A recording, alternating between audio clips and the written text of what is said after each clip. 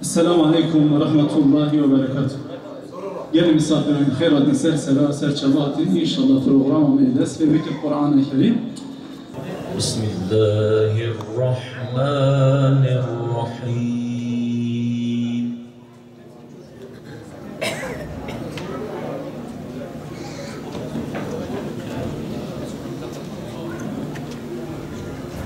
وآمنوا بما أنزلت مصدقا لما معكم ولا تكونوا أول كافر به وسلام على المرسلين والحمد لله رب العالمين. الفاتحة.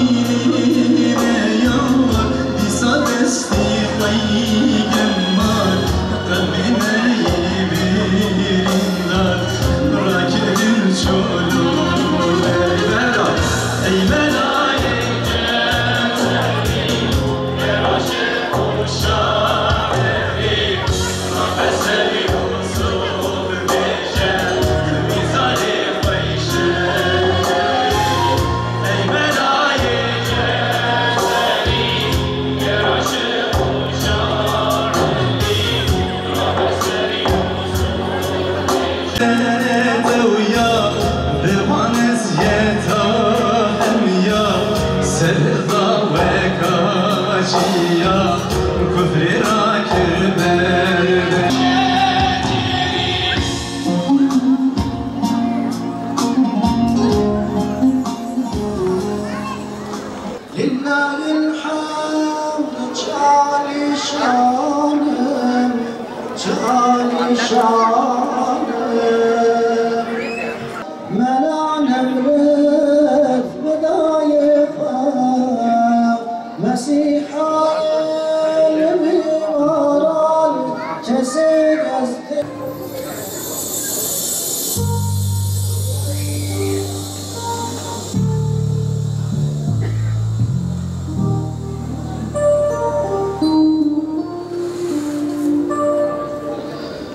هیدبر قال و بلای بلک و افعالم نبود چرخ دوران دور گردون غنبدی مینا نبود عرش و کرسی هجد مخفی بونج کنزا قدرت حسن حق بود استواء یعنی عشق نبود نهتبون حکم صفاتان اوج ذات لم يزل عاشقی معشوقی یک بود شمع و هم پروانه بود